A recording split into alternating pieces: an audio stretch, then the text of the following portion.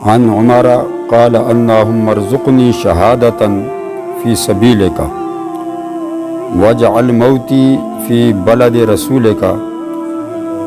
حضرت سیدنا عمر بن خطاب رضی اللہ تعالی عنہ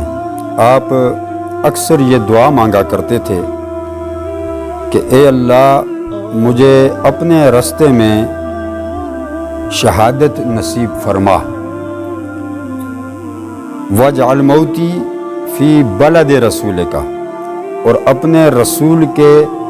شہر میں موت عطا فرما۔ یعنی کہ آپ اندازہ لگائیں اس بات کا کہ سیدنا فاروق اعظم رضی اللہ تعالی عنہ آپ کے اندر جذبہ عشق اور جذبہ محبت اور جذبہ ایمان کس قدر عروج پر ہے کہ آپ اللہ کی بارگاہ میں یہ دعا کرتے ہیں کہ اے اللہ مجھے شہادت کی موت نصیب فرما۔ شہادت کی موت یعنی میں تیرے راستے میں قتل کیا جاؤں، میری گردن کاٹ دی جائے، میرا خون بہایا جائے، وہ تیرے راستے میں بہایا جائے۔ اور پھر جو موت مجھے آئے تو موت مجھے کہاں پر آئے؟ فرمایا فی بلد رسول کا، تیرے رسول کے شہر میں مجھے موت آئے۔ یعنی دو چیزیں فاروق اعظم کو بہت پیاری ہیں، ایک اللہ کے راستے میں مرنا اور دوسرا شہر رسول میں مرنا، شہر نبی میں مرنا، یہ دو چیزیں۔ اور ساری زندگی یہ دعا کرتے رہے تو اللہ تبارک و تعالی نے آپ کی دعا کو اس قدر مقبولیت کا درجہ عطا فرمایا کہ یہ تمام جملے، تمام دعا جو آپ مانگ رہے تھے یہ لفظ بلفظ اسی طرح قبول ہوئی کہ صبح کی نماز ہے، فجر کا وقت ہے، مسجد نبوی ہے، مصلی مصطفیٰ ہے، محراب مصطفیٰ ہے، آپ نماز پڑھا رہے ہیں۔ تو دشمن جب حملہ کرتا ہے تو شہر مدینہ بھی ہے اور مسجد نبوی بھی ہے، مصلی رسول بھی ہے، وہاں پر آپ کو زخمی کیا جاتا ہے اور شہر رسول کے اندر آپ کو پھر موت آتی ہے، آپ کا وصال شہر رسول کے اندر ہوتا ہے۔ اور صرف شہر رسول کے اندر وصال نہیں ہوتا، آپ دیکھیں وہ ایمان والے لوگ تھے، جذبے والے لوگ تھے کہ اللہ نے کس قدر ان کی زبانوں میں تاثیر رکھی تھی کہ پھر وہ دعا تو لفظ بلفظ قبول ہوئی، لیکن اس سے بڑھ کے میرے رب نے انعام عطا فرمایا کہ مدفن بھی روزہ رسول کے اندر بنا، اور وہ روزہ رسول نہیں ہے، وہ جنت کا ٹکڑا ہے۔ یہ حدیث میں بیان کر چکا، یہاں پر ہی گزر گئی فضائل مدینہ کے اندر کہ حضور نے فرمایا کہ میری قبر سے لے کر میرے منبر تک یہ جو جگہ ہے یہ جنت کا ٹکڑا ہے، یہ جنت کا باغ ہے۔ تو اللہ تبارک و تعالی نے فاروق اعظم کی دعا کو قبول فرمایا، موت بھی اسی مقام پر آئی، مدفن بھی وہیں پر بنا اور حضور کے قدموں میں آپ کو دفنایا گیا۔ اور جب آپ کا وصال کا وقت قریب آیا تو آپ نے اپنے بیٹے عبداللہ کو سیدہ عائشہ صدیقہ رضی اللہ تعالی عنہا کے پاس بھیجا، وہ روایت بھی میں بیان کر چکا ہوں۔ بھیجا کہ جا کر ام المومنین سیدہ عائشہ سے پوچھ کر آؤ کہ میں روزہ رسول کے اندر دفن ہونا چاہتا ہوں، کیونکہ وہ سیدہ عائشہ کا حجرہ تھا نا، آپ صلی اللہ علیہ وسلم کا گھر تھا وہ۔ تو اجازت مانگی کہ سیدہ عائشہ سے پوچھ کر آؤ کہ میں وہاں پر دفن ہونا چاہتا ہوں۔ تو جب حضرت عبداللہ ابن عمر رضی اللہ تعالی عنہ سیدہ عائشہ کے پاس گئے، ہاں یہ حدیث آ گئی، تو جا کر عرض کیا کہ میرے بابا حضرت عمر بن خطاب رضی اللہ تعالی عنہ آپ پر سلام بھیجتے ہیں اور آپ سے اجازت چاہتے ہیں۔ کس بات کی؟ ان ادفن مع صاحبیہ، کہ میں اپنے ساتھیوں کے ساتھ دفن ہونا چاہتا ہوں،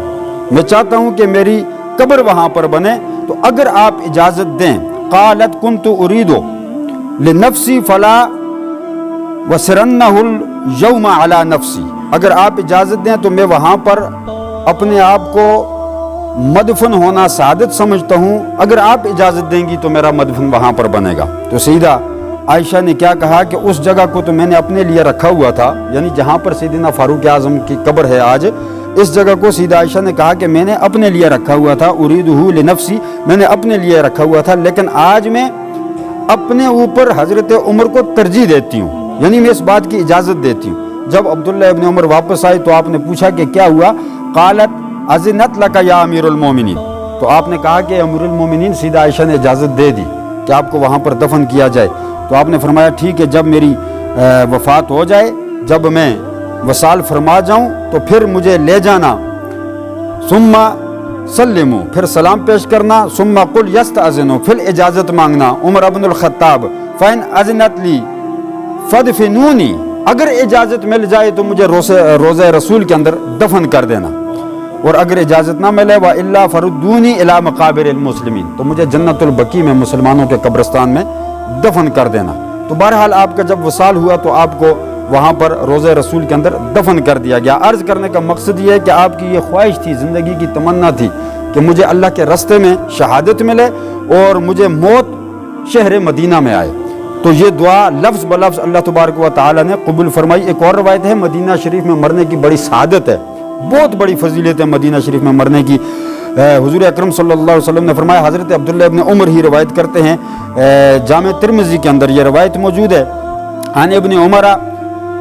قال قال رسول اللہ صلی اللہ علیہ وسلم من استطاع ان یموت بالمدینہ، حضور نے فرمایا کہ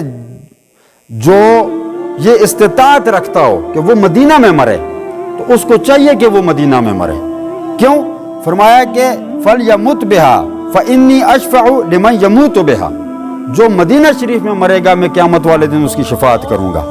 یعنی کہ دیکھیں آپ، یہ بڑی سعادت کی بات ہے مدینہ شریف میں مرنا، اور خوش نصیب لوگ ہیں جن کو وہاں پر موت آ جاتی ہے، وہ وہاں پر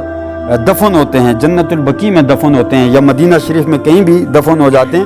لیکن افضل یہ ہے کہ جنت البقیع میں بندہ دفن ہو تو اس کی زیادہ فضیلت ہے۔ بہرحال دو باتیں میں یہ عرض کر کے میں اجازت چاہتا ہوں، پھر آپ اپنی تعلیم جاری رکھیں۔ تو عرض کرنے کا مطلب یہ ہے کہ بہت سارے ائمہ اکرام اللہ والے لوگ وہ جب مدینہ شریف جاتے تھے تو پھر وہ حدود مدینہ سے باہر تو دور کی بات ہے، شہر مدینہ سے بھی باہر نہیں جاتے تھے، مسجد نبوی سے باہر نہیں جاتے تھے کہ اگر ہم باہر گئے تو موت کا کوئی پتہ نہیں کس وقت آ جائے، تو ہماری موت کہیں مسجد نبوی سے باہر نہ ہو جائے۔ بڑے بڑے ائمہ اکرام مسجد نبوی کے اندر ان کا وصال ہوا، پھر ان کو جنت البقیع کے اندر دفن کر دیا گیا، جن میں امام مالک رضی اللہ تعالیٰ عنہ بھی ہیں، ان کا بھی مدفن وہاں پر ہے، اور بہت سارے ائمہ کرام ہمارے پاکستان کے، ہندوستان کے، آپ کو پتہ ہے جنت البقیع کے اندر ان کا مدفن ہے، اور مدینہ شریف میں ان کا مدفن ہے۔ وہ مدفن وہاں پر اسی لیے بنا کہ وہ لوگ وہاں پر جاتے تھے، پھر وہاں سے واپس نہیں آئے،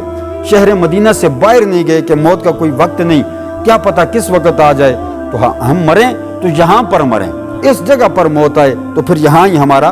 مدفن بنے۔ جن لوگوں کے دلوں کے اندر سچا ایمان ہے، محبت ہے، جذبہ ہے، عشق ہے، تو اللہ پھر ان کو یہ سعادت بھی نصیب فرماتا ہے۔ اللہ تبارک و تعالی ہمیں بھی مکہ المکرمہ اور مدینہ المنورہ کی محبت نصیب فرمائے، اللہ ہم سب کو وہاں کی زیارت نصیب فرمائے، اللہ صحیح معنوں میں دین کی سمجھ عطا فرمائے۔ وآخر دعوانا ان الحمدللہ رب العالمین۔